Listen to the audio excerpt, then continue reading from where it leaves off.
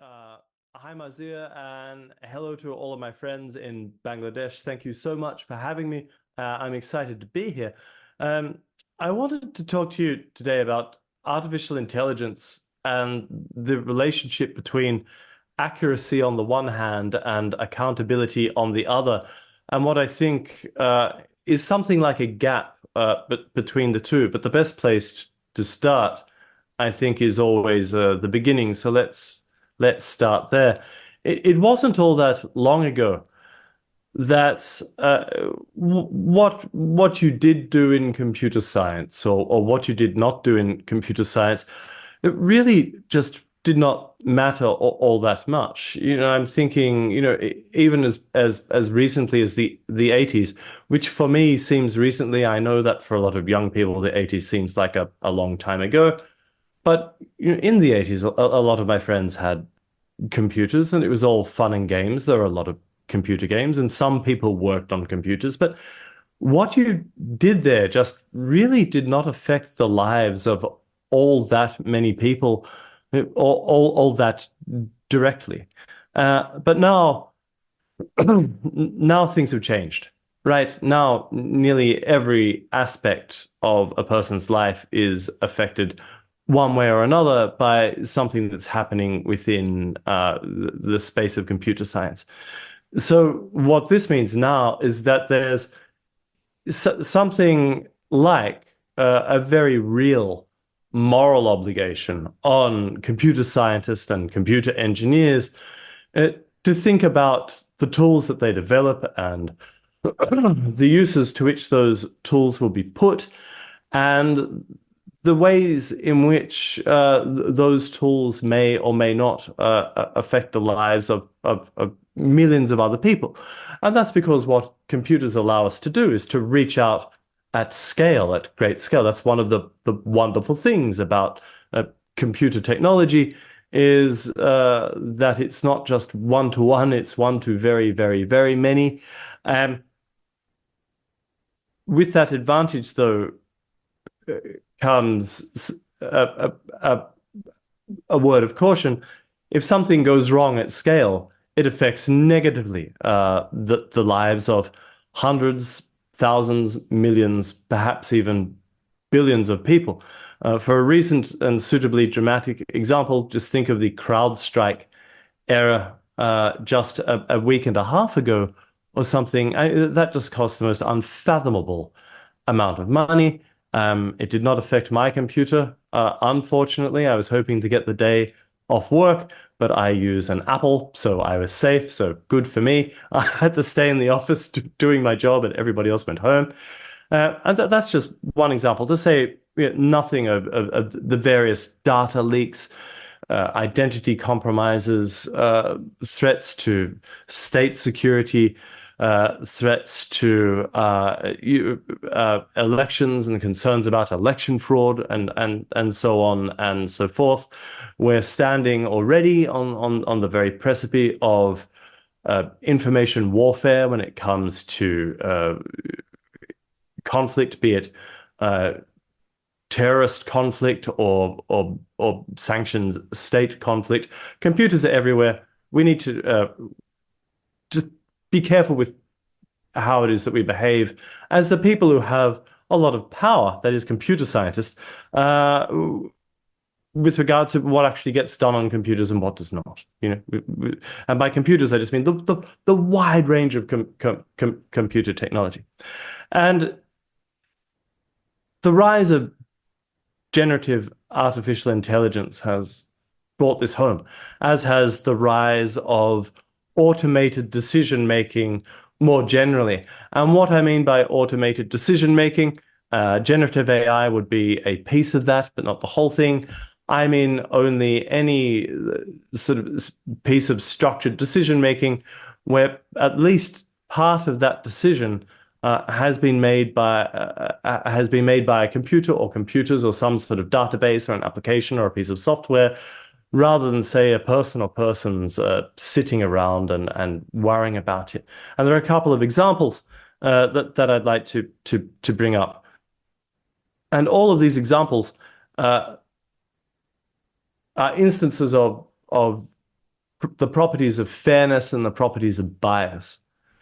And these properties of fairness and bias are threatened by the lack of accuracy with artificial intelligence. So there's a large debate about the accuracy and the reliability of artificial intelligence.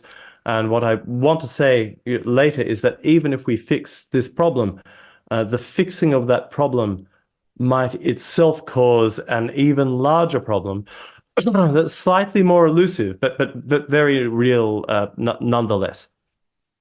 So here's one example, and it's the example from the Compass recidivism software package.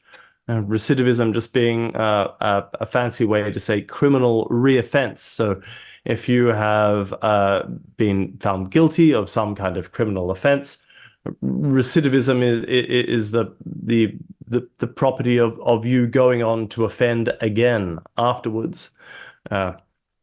Now, when you're found guilty in a court of law, your sentence is made by the presiding magistrate as a function of your existing criminal record, and also the extent to which the magistrate thinks that you are likely to reoffend.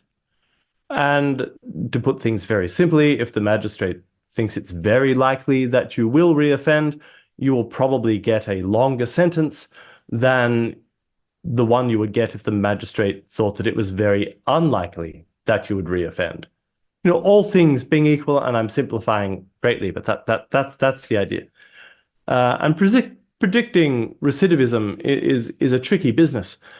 And a company called Compass came along and promised to make the business of the prediction of recidivism less complicated and more straightforward by using the power of computers and AI to predict recidivism more accurately than any human being. So isn't this great? Because if the recidivism predictions are inaccurate, then there's going to be a lot of lack of fairness in sentencing decisions.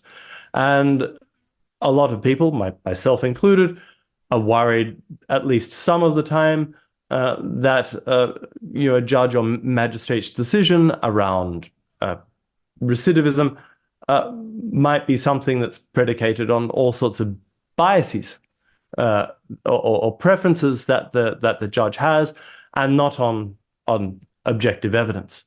And what the Compass software promised to do was to remove the threat of bias. And this really happened. This launched in America. What happened didn't work out too well.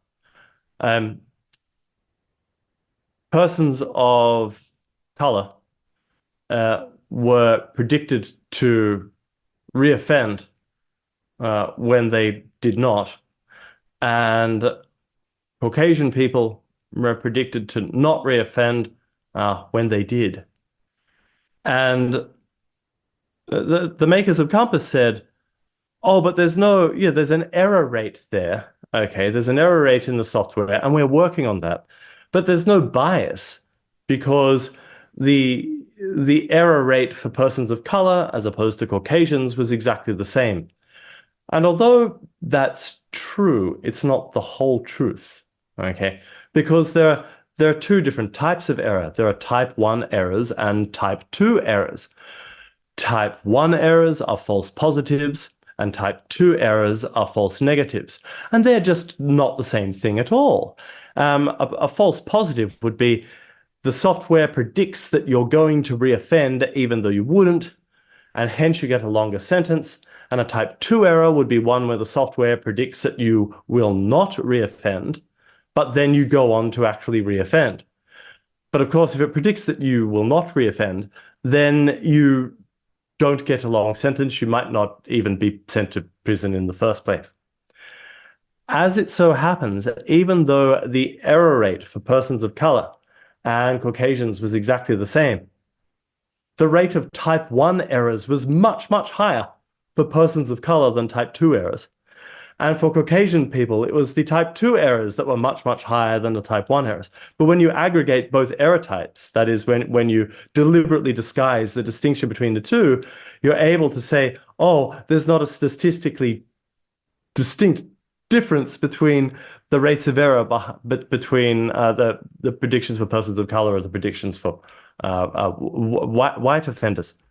So that's no good.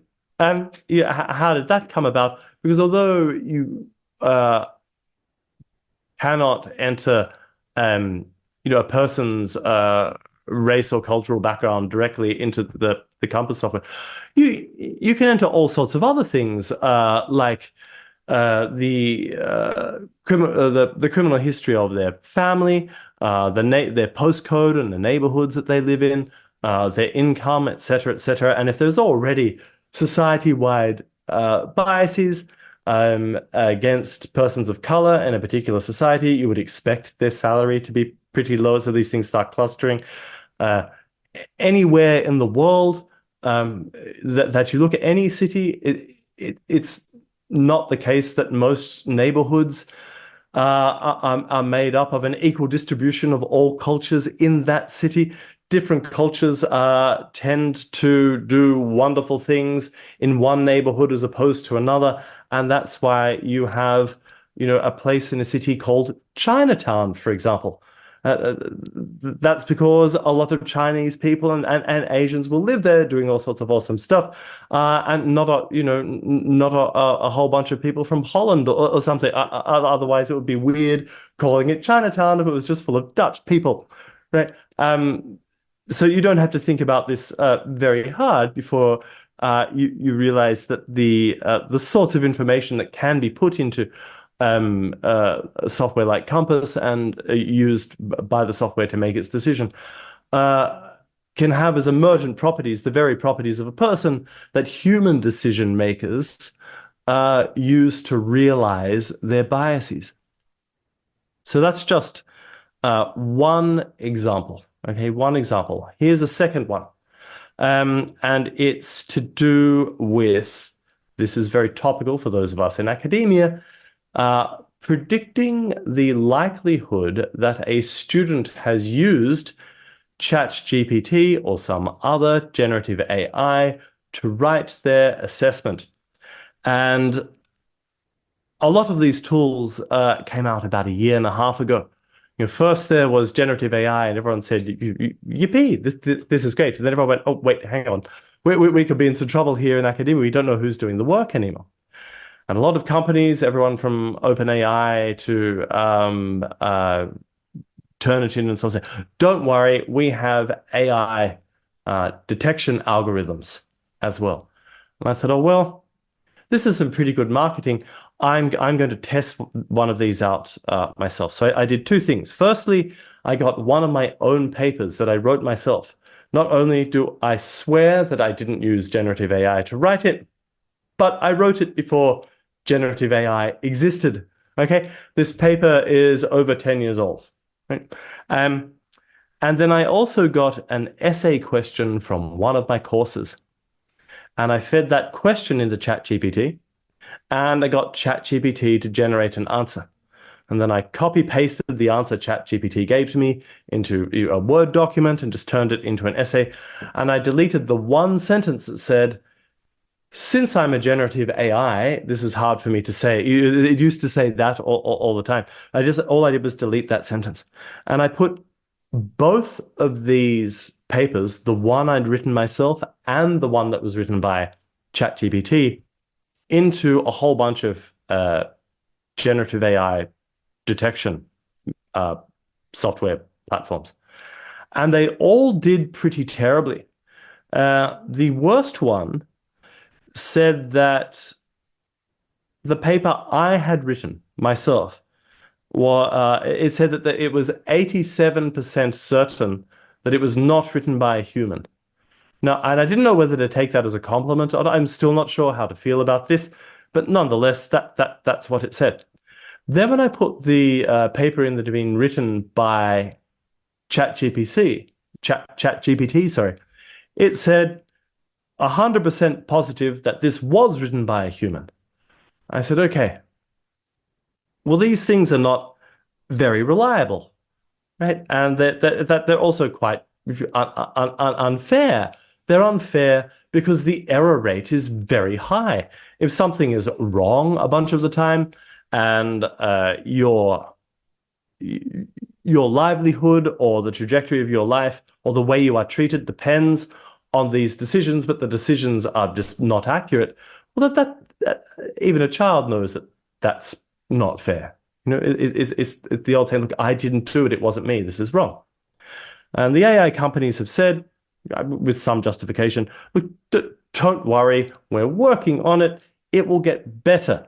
Our recidivism prediction program will get much, much better, and our AI detection algorithms will get much, much better. And when we solve this problem of accuracy, and when we solve the problem of reliability, then it's going to be we've also solved the problem of fairness. And if it's fair, then whatever the bias is, if there are any, then it's not a negative bias. I mean, if it's true and accurate, then that's all we want from decision making. But I don't think that's quite right.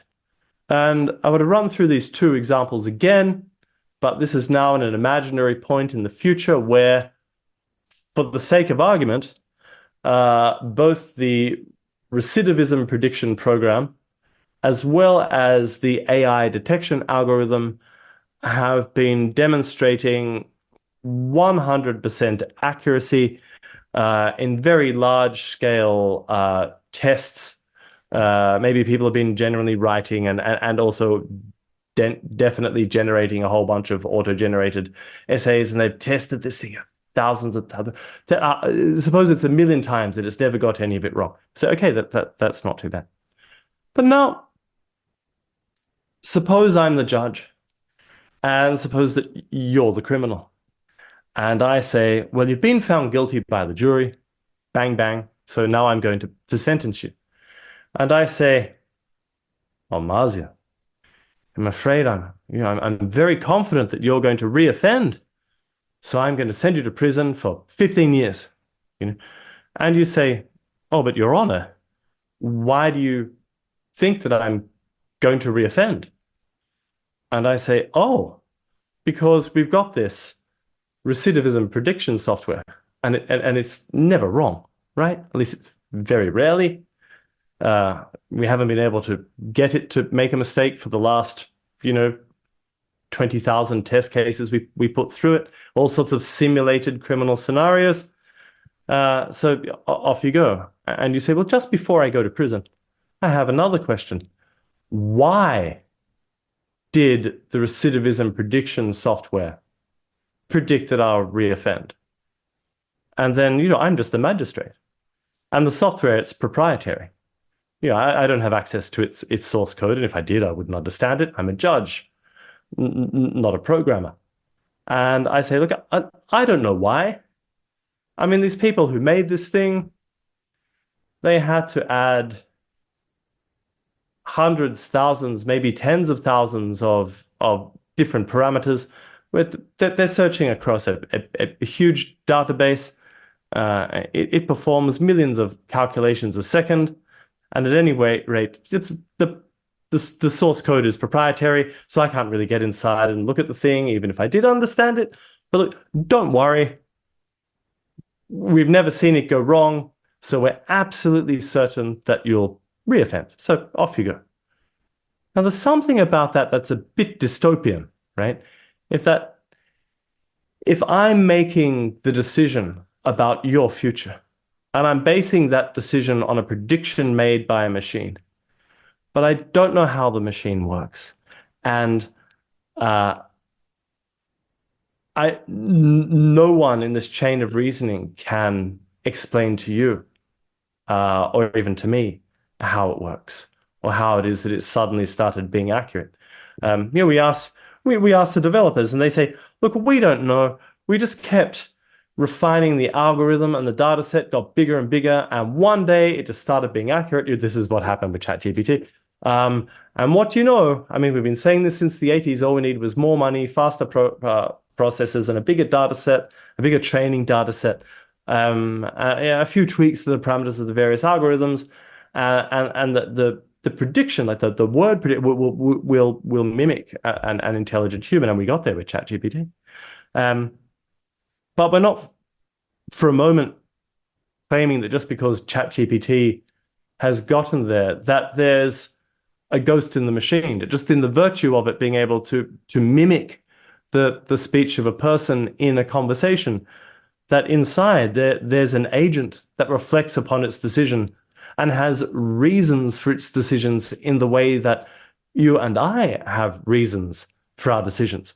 And the reasons that we have for our decisions are usually combinations of our beliefs and desires. And if somebody asks us to justify our beliefs and desires, especially if we're in the role of presiding magistrate, we need to be able to point to suitable things to justify those beliefs and desires. But saying computer says no, that doesn't seem like a justification to me. And if it goes wrong at scale, as we have seen a few times now, with just not even artificial intelligence, but just a bad spreadsheet or an accounting error. This happened in the United Kingdom with the postmasters scandal. I mean, people took their own lives after that, and the lives of entire families were ruined. All of them were innocent. The government was so embarrassed it took them nearly 2 decades to apologize for it.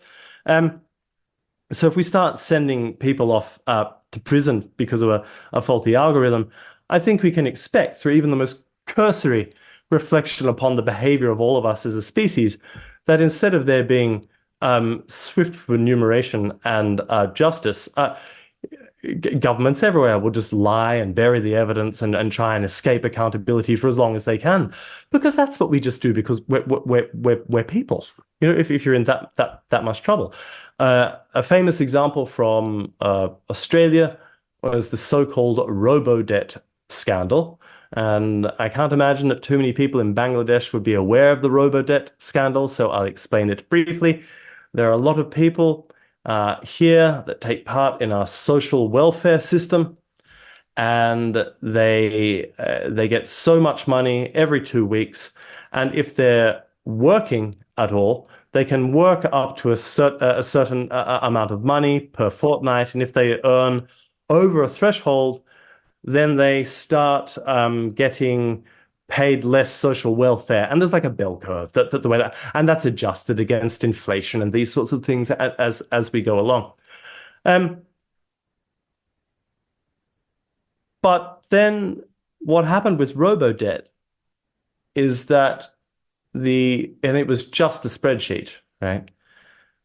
Made all sorts of retroactive predictions about the tax threshold that would be met if the fortnightly earning then continued for the entire financial year. So it just grabbed hold of the highest threshold earning, calculated the reduction in social welfare on the basis that that fortnightly earning was the case for every 2 weeks throughout the entire financial year.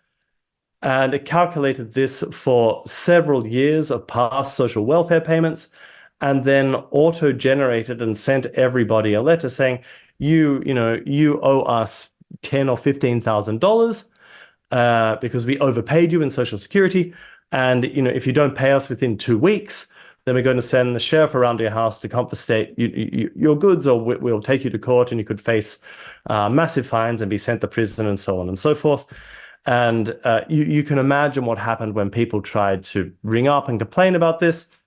The people who answered the phone and all of the call centers, who are all people on minimum wage who've had, half a day's training or something, just said, no, look, I've just checked it. It's on the computer. You definitely owe the money. Pay it back, or we'll see you in court. And it just hung up on them.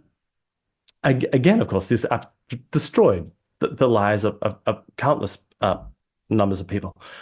The Australian government found out they'd made the mistake. Oh my gosh, of course, they buried it, tried to get rid of the evidence, threatened people who worked in the various social welfare offices that, if that they weren't to answer any questions to anybody about various calculation metrics or they'd lose their job, all this sorts of stuff. Right? The government, you'd have to, I should have looked this up before the talk, but the government, the Australian government has had to pay out. You know what? I'm going to look this up in real time just to run the, let's find out what the robo-debt compensation, robo-debt compensation, Australia. Okay. All right. The class action has been settled, with the Australian government repaying more than $751 million. That's 751 million Australian dollars in unlawfully claimed debts and $112 million in compensation to approximately 400,000 people. Right? And that's, you know, in the great land of Australia, where everybody is honest and nobody ever breaks the law and the government never does the wrong thing, and it is a light unto other nations around the world. And we love to tell other countries around the region, all around the world, how they should be more like Australia, especially when it comes to the way in which it is that we run our civic institutions. Now, Australia is pretty good on the corruption front, but if we can do that, to the most vulnerable people in our society, then imagine the capacity for error at scale and the unmitigated struggle required for the victims of those errors to achieve justice and recompense.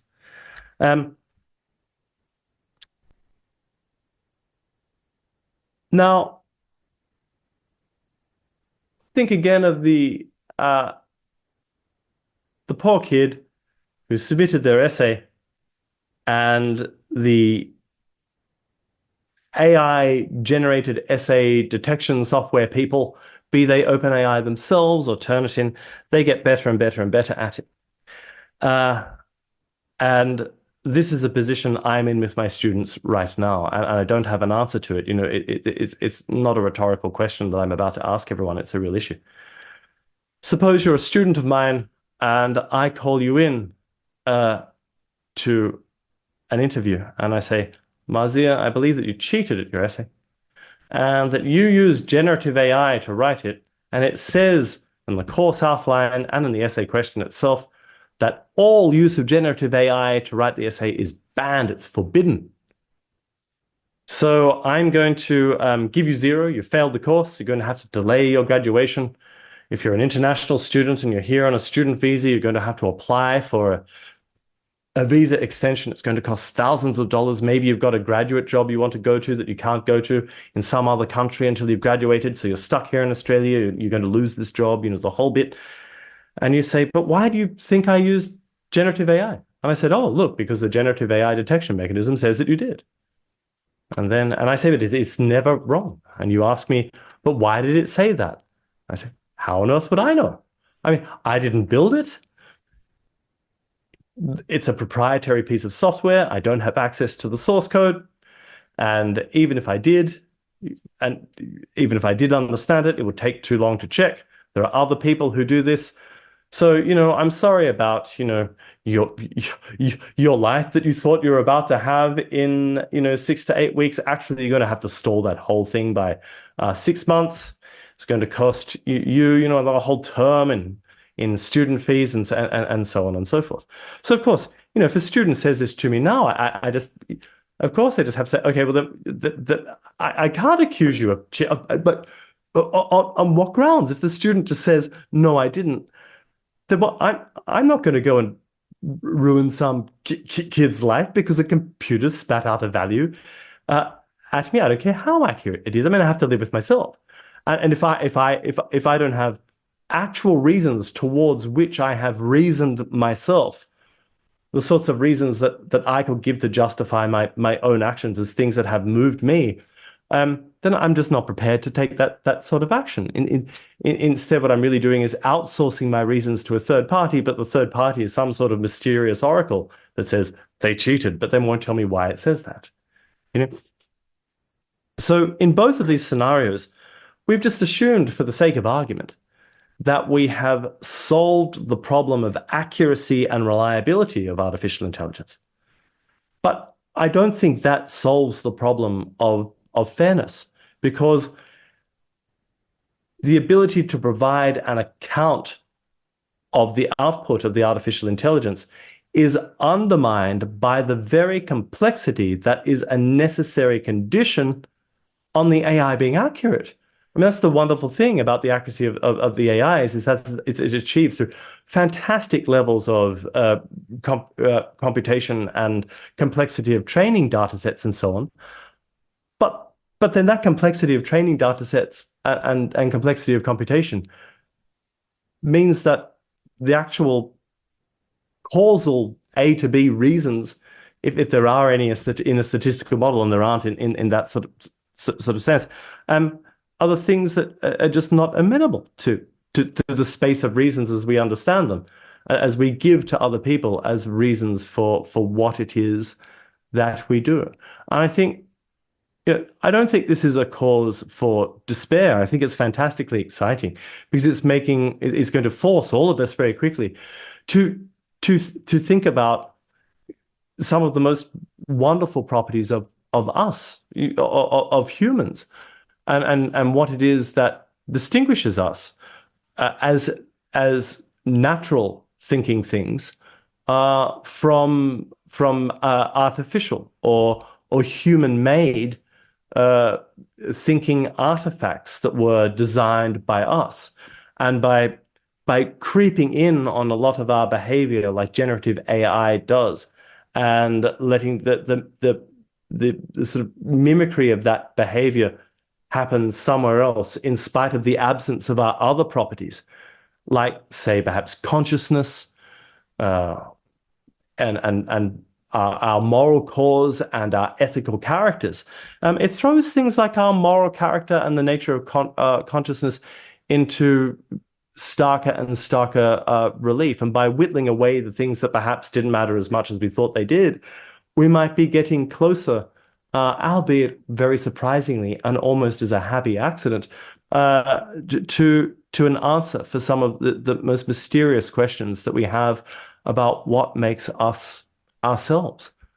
So, look, that's it from me. I'd love to hear what you think about all of this. And when, uh, again, all of my wonderful, wonderful friends over in Bangladesh have the time to watch this video, I'd love to hear from all of you. And I'm more than happy to have a sort of a Q&A, like a question and answer meeting again with everyone in Bangladesh when the situation there is more stable and safer and people have the time. But until then, I really hope that everybody has wonderful conversations about these things amongst themselves. And again, I just can't thank you enough, Mazia, for the invitation. I've had an absolute blast. So again, thank you for having me.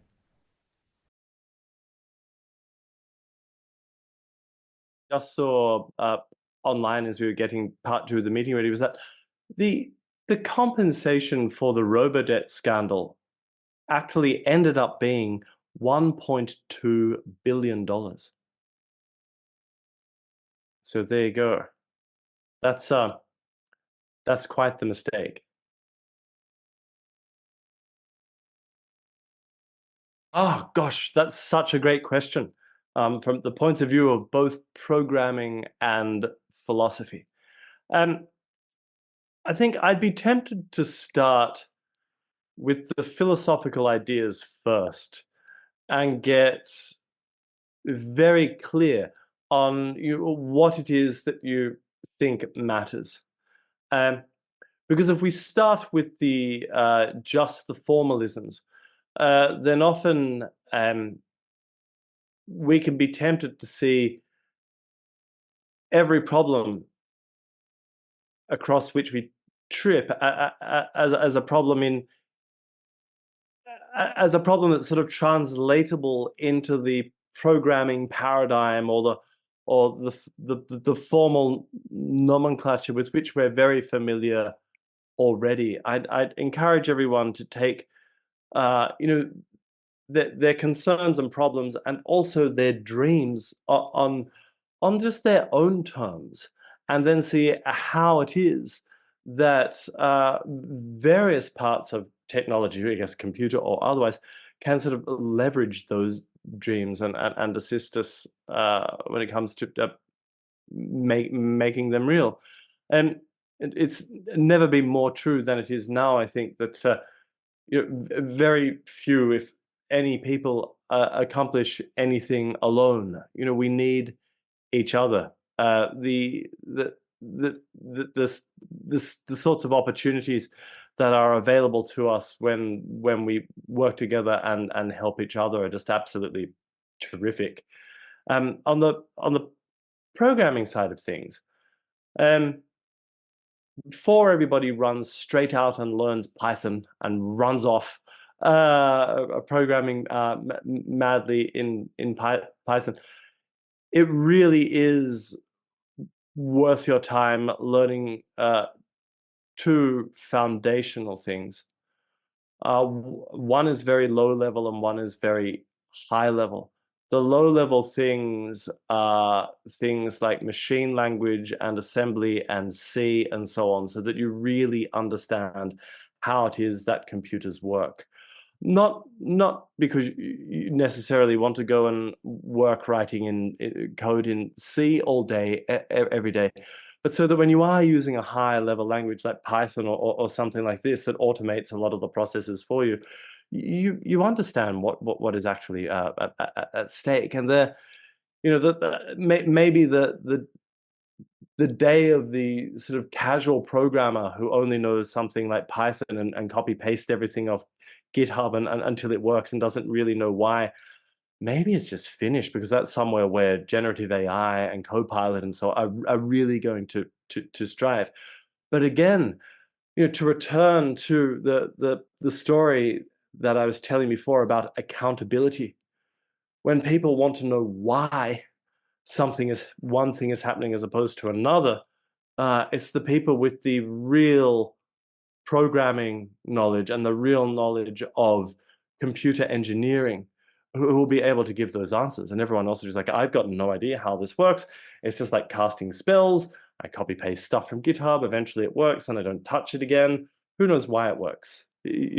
Um, uh, and if you're a colleague was using this example today, Sasha Vassar, she was saying, we had a panel about this sort of thing. And she said, if if someone is making my pacemaker and writing the code that works in my pacemaker, or for the power that powers my entire city, I don't want them copying pasting code from GitHub. I want it to be a real computer engineer who's written every line of the code with them and their friends together in their teams, and they've checked it and rechecked. Um, so that's at one level. Learn the very basics. You'll never ever regret learning the basics. And similarly, when it comes to logic and maths, if you learn properly the very basics of the sorts of logics that underpin the way that computers work, think like really understanding, say, model theory, for an example, and you won't come across model theory until you get to university.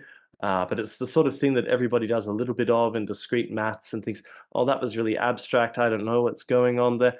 If you really grasp it, that will help you solve problems that will remain unsolvable to you for the rest of your life if you don't grasp it. But these are fairly utilitarian sorts of examples. I think the best thing that any of us can do, whether we're still at school or whether we're in the middle of our careers, is to work out how it is that we can help other people. If you can do something relatively easily to help somebody else, then you should do it. And if you create that sort of environment and that sort of ecosystem where people are working together towards common goals, that will reveal opportunities to you more quickly than will absolutely anything else. And don't be afraid to fail. I know this is the sort of thing you hear in a motivational talk a lot, but I really mean this, and I'm going to explain why. If you're afraid to fail, then you're going to be afraid to take a risk. And if you're afraid to take a risk, it means you'll be afraid to innovate. And if you're afraid to innovate, then you'll never do anything new. What makes all of science so fantastic is that it uses failure as its benchmark of legitimacy. If you've got an idea that just can't fail, it's probably not a very good idea. You need an idea that can be proved wrong by the way that things actually are as quickly as possible, so that you can refine it and then move forward again. And it's a that incremental progress. That's real progress. So sorry, that was a very long answer to your question, but it was a fantastic question from both philosophy to computer science. So thank you for asking it. Wow. Gosh, that's such a great question. I just don't know what the answer is. The law has simply got to catch up in a hurry. The Our history as a species is replete with examples of just terrific harm that has been caused at the cost of technological advancement, with little thought to the victims of the byproduct of that advancement. And we share this planet together, and the time is really right now to be very honest about some of the terrific costs that are borne alongside the developments, but both social and environmental. Um, what young young students are responsible for these sorts of things. Um, uh, I think what teenagers are very good at um, uh, is knowing when somebody is lying to them. You know, teenagers are very good detectors of what's truthful and what's not.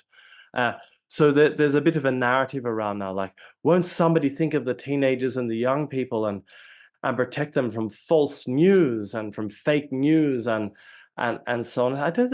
It's not young people who need to be. It's old people who fall for this sort of stuff, right? The only people I see who are like falling for fake news or who are falling for all of the various sort of AI scams and these sorts of things are just old. For whom the technology is unfathomable. I remember being, like at university, and some sort of elderly librarian came out, and she was like, "Oh, hello, everybody.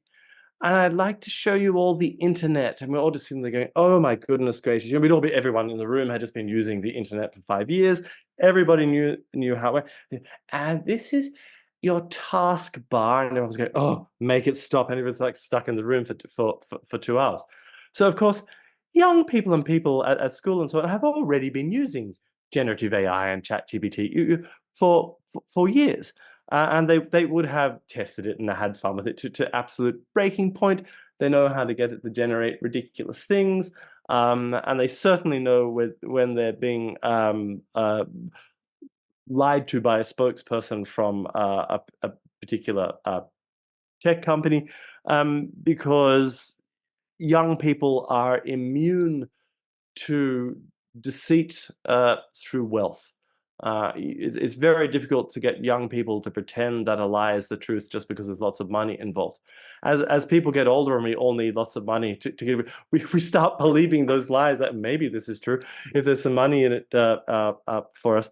And we have millions of years of evolution behind us that make us very sensitive to when a situation is just wrong, and a situation that is untruthful is one that can cause us a lot of harm. So when it comes to sort of navigating a very sort of fraught informational space, um, go go with your instincts.